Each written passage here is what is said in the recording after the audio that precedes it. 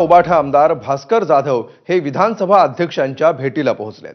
आमदार सुनील प्रभू देखील विधानसभा अध्यक्षांच्या दालनामध्ये पोहोचलेले आहेत। विधानसभा विरोधी पक्षनेतेपदासाठीच्या हालचालींना यामुळे आता वेग आल्याचं स्पष्टपणे दिसून येत आहे।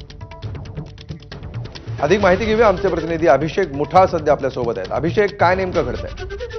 राजकारणातील एकमेकांचे विरोधक असलेले हे सगळे बडे नेते सध्याला विधानसभा अध्यक्षांच्या दालनामध्ये आपल्याला पाहायला मिळत आहेत।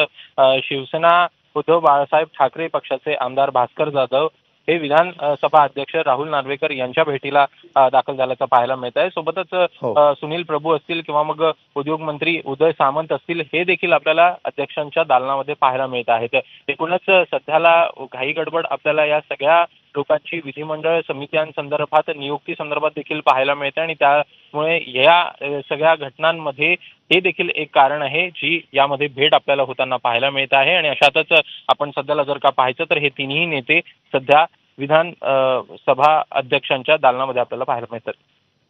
निश्चित अभिषेक, तुम्ही फोन लाईनवर असेच उपस्थित राहा। आणखी एक महत्त्वाची बातमी आहे, त्याकडे आपण वळूया। विधान परिषदेच्या रिक्त जागांसाठी निवडणूक जाहीर करण्यात आलेली आहे आणि विधानसभा निकालानंतर परिषदेच्या 5 जागा रिक्त झाल्यात। आमशा पाडवी, राजेश विटेकर, प्रवीण दटके, गोपीचंद पडळकर आणि रमेश कराड या सदस्यांच्या रिक्त जागांसाठी ही निवडणूक होणार आहे। परिषदेतील एकूण 5 आमदार हे विधानसभेवर निवडून गेल्यामुळे जागा रिक्त आहेत। त्यामुळे या रिक्त जागांसाठी 27 मार्चला मतदान होणार आहे आणि त्याच दिवशी मतमोजणी होईल। या रिक्त जागांवर कोणाची नेमणूक होणार याकडे आता लक्ष असेल।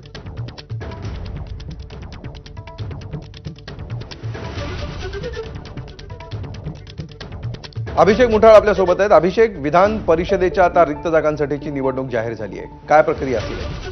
नक्कीच जे काही आता सध्याला आमदार आहेत ते आपल्याला निवडून गेल्याचं पाहायला मिळतं आणि त्यामुळे काही जणांच्या जागा ज्या आहेत त्या सध्याला आपल्याला रिक्त झाल्याचं दिसतं आहे।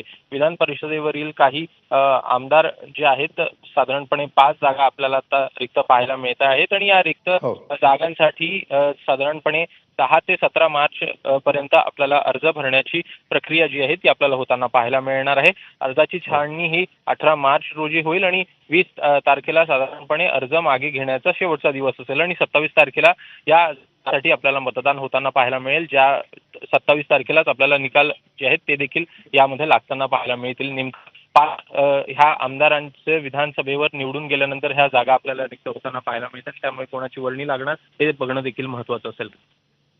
निश्चित, धन्यवाद अभिषेक या सविस्तर माहितीबद्दल।